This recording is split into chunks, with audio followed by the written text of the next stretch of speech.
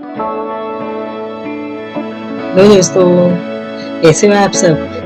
आपने हमारे आयतकार के जो वीडियो थे उसके सब सेट की प्रैक्टिस की है कि नहीं की है।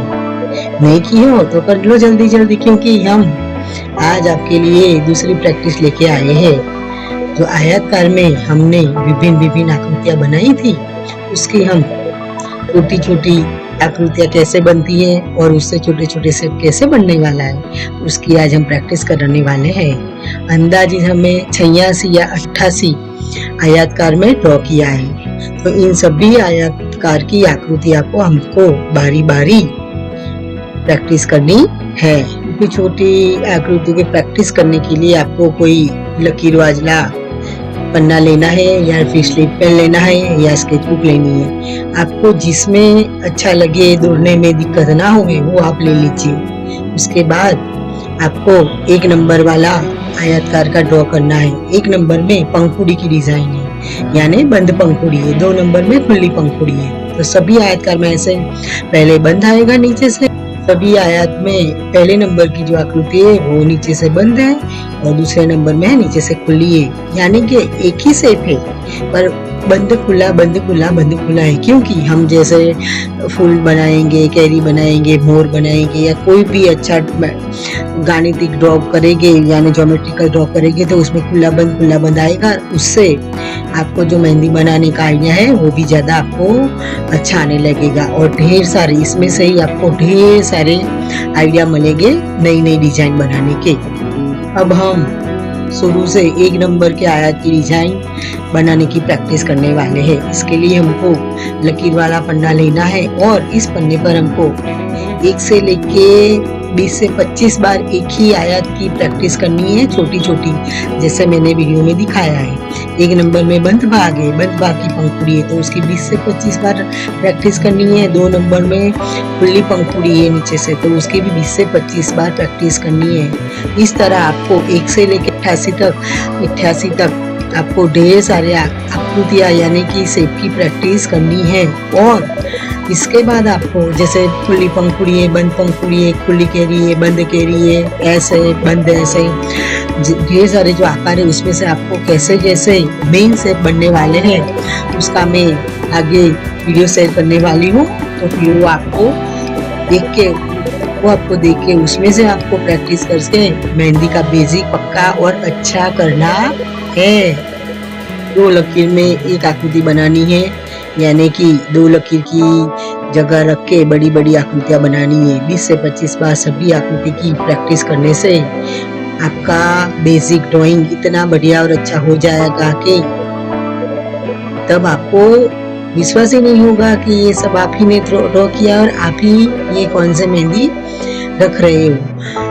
सब लोग जल्दी सिखाने के चक्कर में पहले शुरुआत से ही कौन पकड़ा देते, ये गलत है। जब आप नए यानी कि नौ सीखे हो तो फिर आपको ड्रॉ करना आना बहुत ज्यादा जरूरी है। आपको कुछ भी ड्रॉ नहीं आएगा और आप शुरुआत से ही कौन पकड़ लोगे तो आपको दिक्कत आएगी। फिर आपका आत्मविश्वास भी कम हो जाएगा कि आपको कुछ आता नहीं है।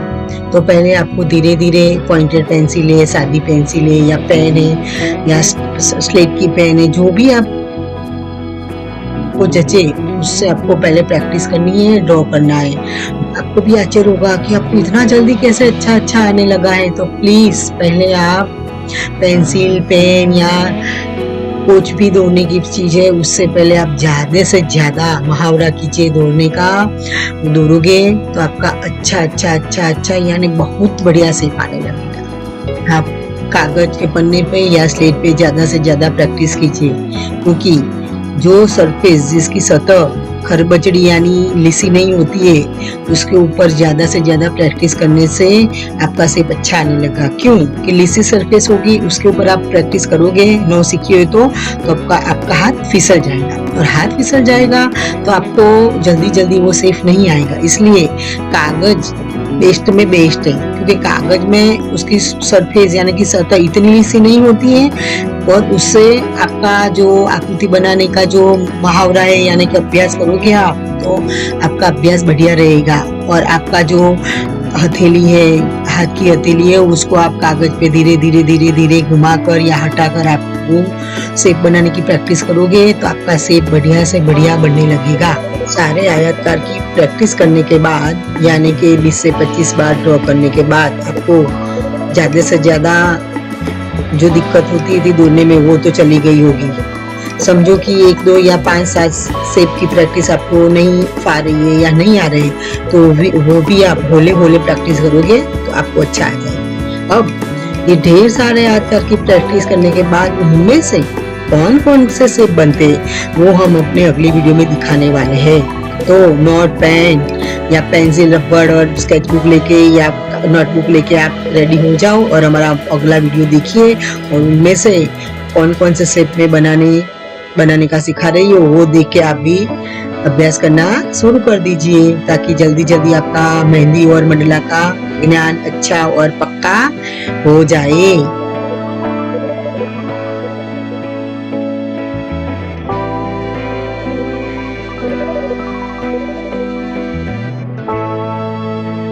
ऐसी आशा रखते हैं हमने जो ढेर सारे शेप दिखाए उनको ड्रॉ करते समय छोटा बड़ा मोटा पतला ऐसा अलग अलग तरह से दौड़ना सिखाया है। आपको लगेगा कि हमने ये गलत तो नहीं किया है, पर नहीं, ऐसा नहीं है। एक ही शेप छोटा बड़ा मोटा पतला लंबा ऐसा अलग अलग दौड़ने के बाद इसमें मेहंदी की छोटी छोटी डिजाइन कैसे ही रखी जाती है वो हम आगे के वीडियो में सिखाएंगे। हमारा यह वीडियो सब लोग देखेंगे, उनमें से कोई बच्चा होगा, कोई बड़ा होगा, कोई बूढ़ा होगा, कोई पढ़ा लिखा होगा, कोई अनपढ़ होगा, यानी कि सभी उम्र के अलग अलग लोग होंगे और उनका सोचने का तरीका भी अलग होगा, इसलिए वह उनका धोने का तरीका भी अलग होगा। हमने जो शेप यानी कि आकार धोने की प्रैक्टिस बताई है उन सब प्रैक्टिस सब लोग अलग अलग तरीके से करेंगे। किसी का शेप बहुत बढ़िया आएगा तो किसी का कम आएगा, किसी का मोटा होगा तो किसी का छोटा होगा, किसी का लंबा होगा तो किसी का शेप ही नहीं आएगा, यानी कि किसी को शेप बनेगा ही नहीं। इस तरह सब विभिन्न तरीके से सीखकर अपना मेहंदी मंडला का बेसिक पक्का और अच्छा करेंगे। हमने उस हिसाब से ड्रॉ किया है अलग अलग शेप। एक ही से 25 से 20 बार प्रैक्टिस दिखाई है हमने, पर उनमें से थोड़ा छोटा हो गया, बड़ा हो गया है, टेढ़ा हो गया है। क्यों? क्योंकि आप जिस तरह ड्रॉ करोगे तो आपको भी ये दिक्कत आने वाली है। तो आपको आगे ऐसा लगे नहीं कि हमको आ नहीं रहा है, हम अच्छा नहीं सीख रहे। तो पहले जब प्रैक्टिस करोगे तो ये छोटी छोटी गलतियां भी आप करोगे और ये छोटी छोटी आपको परेशानी भी होगी, दौड़ने में दिक्कत भी होगी, पर आप हिम्मत मत हारना, अपना हौसला बुलंद रखना।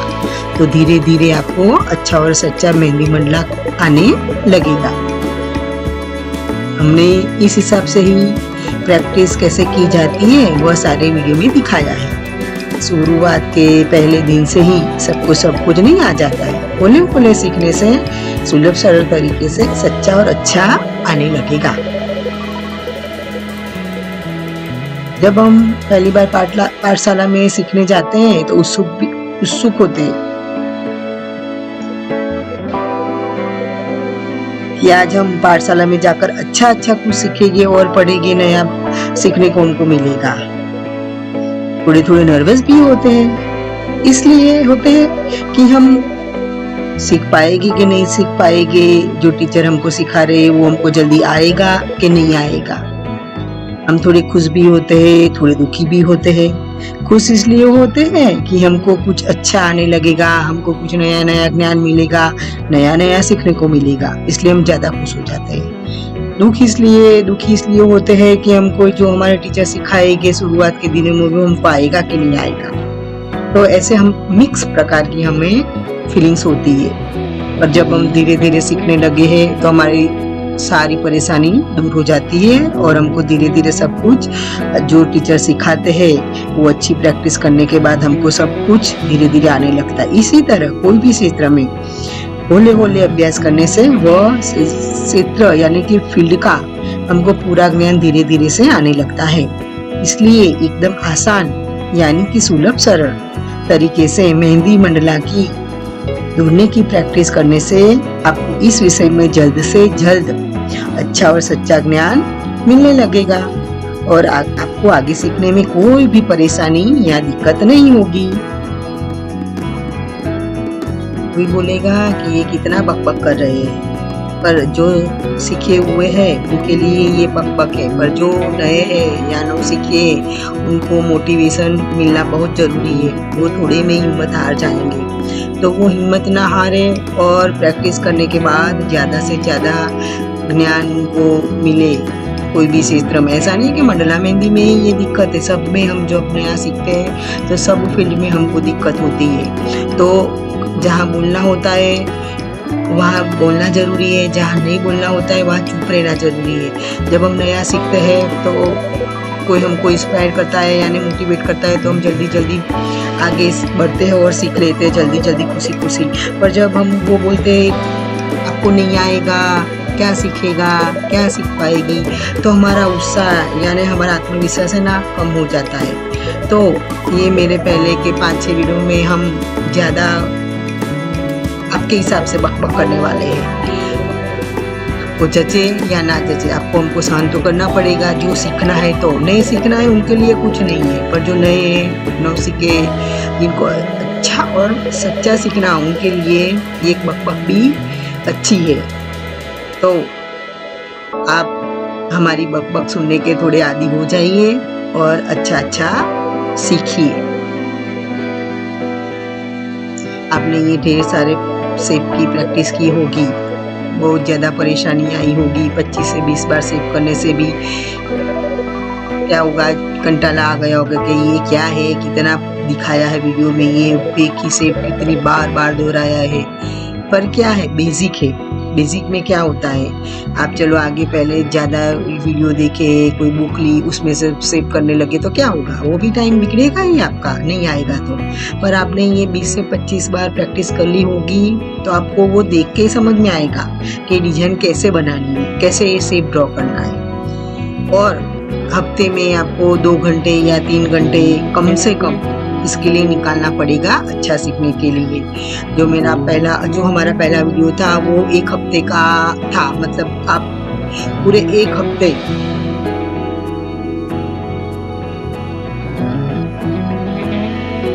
पूरे 1 हफ्ते 2-3 घंटे प्रैक्टिस करोगे तब आपको वो आयत करके सभी शेप आने लगेगी। आप पढ़े लिखे हो तो आपको लाइन आएगी, वो कर्व है वो आएगा, जो गोलाई है वो आएगी।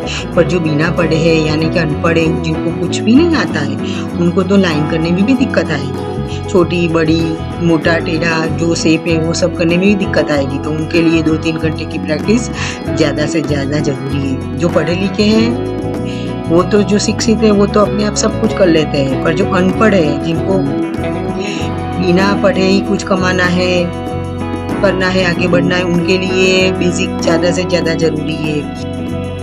हम तो ऐसा ही मानते हैं कि बेसिक जिसका पक्का नहीं होगा ना, वो आगे कहीं जल्दी जल्दी आगे नहीं बढ़ेगी, यानी कि रुक जाएगी। बेसिक पक्का और अच्छा होगा तो वो कहीं नहीं रुकेगी, वो धीरे धीरे धीरे अपना रास्ता कर लेगी कि यहाँ ये है तो ये करो, यहाँ वो है तो वो करो। सभी क्षेत्र में यानी विभिन्न फील्ड में आप कहीं इंग्लिश सीखते हो तो ABCD नहीं आएगी, डायरेक्ट आप सेंटेंस बोलने लगो तो आपको कहाँ से आएगा, नहीं आएगा। रसोई बनाओगे, समझो को कुकिंग सीख रहे हो तो उनको बेसिक जो है कि वो लहसुन खोलना है, पेस्ट बनानी है, प्याज कैसे काटनी है, टमाटर कैसे काटना है, ये सब भी आना जरूरी है। वो सब नहीं काटोगे अच्छी तरह तो वो आपको जो पूरी बनती है, पेस्ट बनती है, वो अच्छी नहीं बनेगी, तो फिर सब्जी अच्छी नहीं बनेगी। इसी तरह सब फील्ड में बेसिक अच्छा और सच्चा होना बहुत ही जरूरी है। तो आप इन सारे शेप की अलग अलग तरीके अपने तरीके से प्रैक्टिस कीजिए।